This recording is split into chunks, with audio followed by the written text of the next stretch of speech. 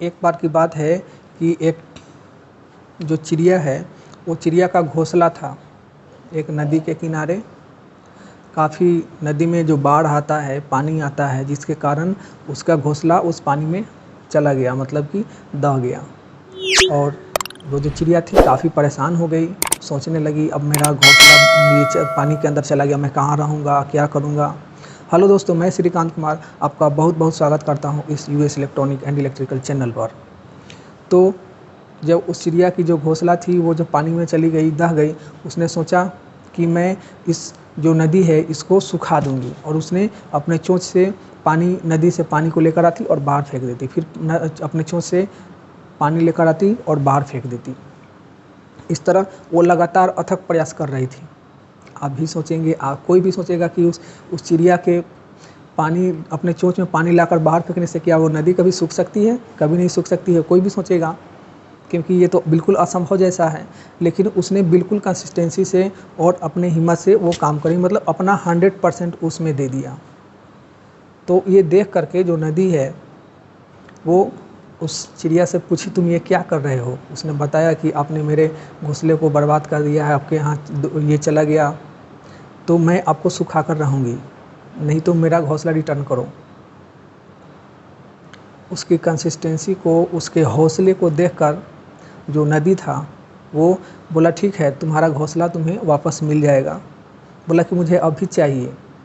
तो उस जो नदी है उसने उसके घोंसले को रिटर्न कर दिया। उसने कुछ उसे एक ऐसी चीज़ दी कि तुम इस चीज़ से जो भी चाहोगे केवल आप इसको बोलोगे और आपका मतलब वो आपकी जो इच्छा है वो कंप्लीट हो जाएगी, पूरी हो जाएगी। तो वो चिड़िया आई और उसने सोचा कि मेरा जो घोंसला पहले जैसा था बिल्कुल वैसा ही हो जाना चाहिए, तो उसकी घोंसला वैसा बन गई।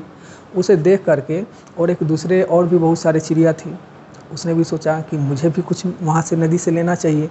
और उसने भी वो पानी चोंच से लेकर के बाहर फेंकने लगा, फिर चोंच से पानी लेता और फिर बाहर फेंकता।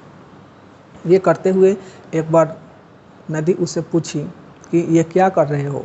उसने बोला कि मैं भी नदी को सुखाना चाहता हूँ और नदी को सुखा दूँगा, और मुझे कोई चीज़ चाहिए जो मेरी इच्छा को पूर्ति कर सके, कुछ ऐसा इंस्ट्रूमेंट चाहिए, कुछ ऐसा चीज़ चाहिए।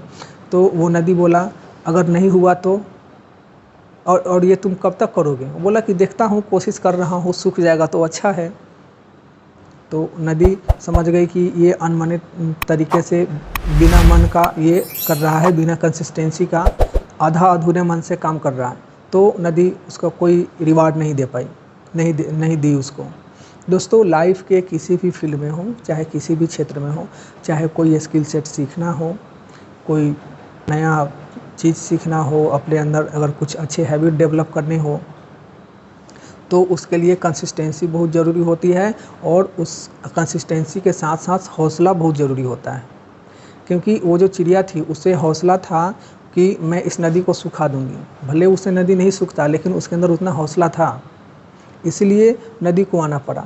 जबकि जो दूसरी वाली चिड़िया थी उससे जब पूछा गया तो बोला कि मैं कोशिश कर रहा हूँ, सूख जाए तो अच्छी बात है। तो अनमने तरीके से, आधे अधूरे तरीके से अगर किसी भी काम को करेंगे तो वो चिड़िया जैसा ही होगा। मतलब कि आपका वो जो जॉब है, आपका वो जो काम है, आपका जो स्किल है, वो कभी भी कंप्लीट नहीं हो सकता है। उसके लिए आपको 100% देना पड़ेगा और कंटिन्यूटी, मतलब कंटिन्यूअस देना पड़ेगा, चाहे लाइफ के किसी भी फील्ड में हो। कल्पना कीजिए, आपने सोचा कि मुझे इंग्लिश सीखना है, क्योंकि आपको लगता है कि ये चीज़ सीखना ज़रूरी है। आपने कमिटमेंट किया कि मुझे सीखना है, और वो कमिटमेंट क्या है, 100% नहीं है।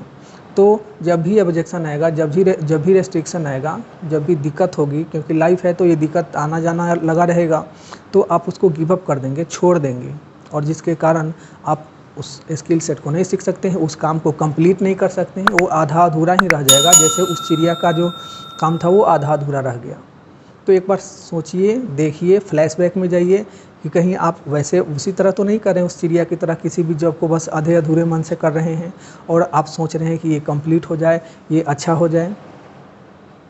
ऐसा नहीं हो सकता। आपको 100% उसमें डेडिकेशन के साथ काम करना पड़ेगा, चाहे वो किसी भी स्किल सेट हो, कोई भी स्किल सेट हो। आपका बहुत बहुत धन्यवाद।